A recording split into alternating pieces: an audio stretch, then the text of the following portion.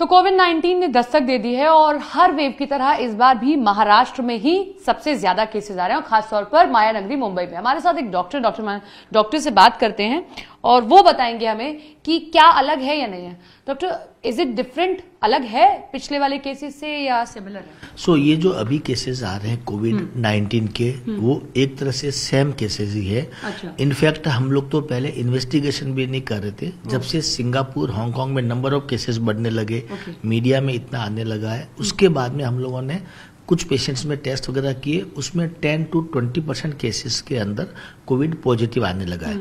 Symptoms wise जहां तक बात करेंगे, लगभग सेम सिम्टम्स है जो एक सीजनल फ्लू में होता है। गला खराब होना, खिचखिच होना, खांसी आना, बुखार आना, सेम वही सिम्टम्स। माइल्ड है?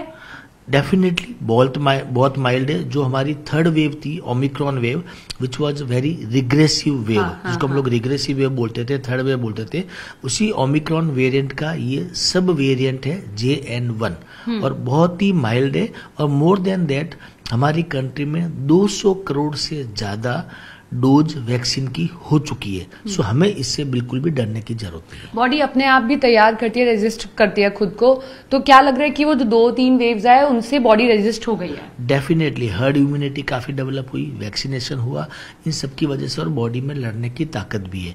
और आप कोई भी वायरल डिजीज को अगर आप देखेंगे, वायरस कभी मरता नहीं है। उसकी पोटेंसी धीरे धीरे धीरे कम होती है। तो इसकी भी potency, first wave it was progressive, second wave was very aggressive wave, third wave regressive हुई, उसके बाद कोई वेव नहीं आई, उसके बाद जस्ट थोड़ा सा सर्ज आया। जैसे अभी भी केसेस आ रहे हैं, थोड़ा सा सर्ज है, थोड़े से केसेस आ रहे हैं, मुझे लगता है 1-2 हफ्ता और रहेंगे, धीरे धीरे कम होना शुरू हो। कुछ केसेस सीरियस हो गए, कई लोगों की जान भी जा चुकी है, जो दुखद है।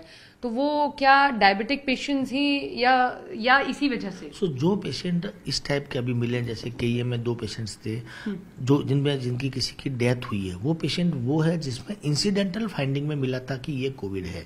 अदरवाइज वो पेशेंट कोई कैंसर के लिए एडमिट था और क्रिटिकल कंडीशन में था, कोई नेफ्रोटिक सिंड्रोम। इंसिडेंटल समझ नहीं आया। इंसिडेंटल मतलब कि नेफ्रोटिक सिंड्रोम का पेशेंट था, बट ऑलरेडी कोई बीमारी से लड़ रहे थे, बीमारी चल रही थी, क्रिटिकल कंडीशन थी, बट कोविड की बहुत चल रहा था, हल्का सा गला खराब हुआ, उनका भी कोविड में टेस्ट करवा दिया और मालूम पड़ा कि उसको कोविड पॉजिटिव है। But that death was not because of Covid, because of the some other disease. थोड़ा डरने की जरूरत है, सावधानी की या बिल्कुल भी डरने की जरूरत नहीं है, घबराने की बात नहीं है। But yes, we should be careful, we should not be fearful, we should be careful. थोड़े से प्रिकॉशंस अपन को रखने की जरूरत है।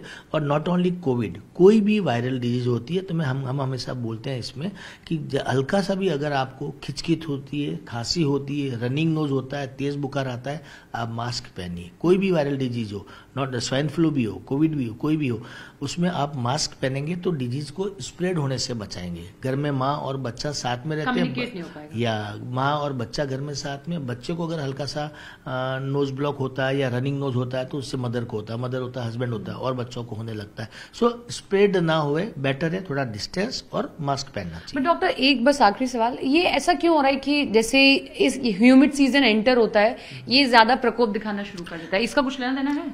कोई लेना देना नहीं है। ये सीजन में वैसे भी सीजनल फ्लू हम लोग इसीलिए बोलते हैं सीजनल फ्लू, ये भी एक तरह का सीजनल फ्लू ही है। कोविड नाम है, नाम था, टेस्ट में कोविड आता है, इसलिए लोग थोड़ा सा डर जाते, पैनिक हो जाते, वरना बिल्कुल भी डरने की, घबराने की बात नहीं है। इससे another seasonal flu, another viral infection.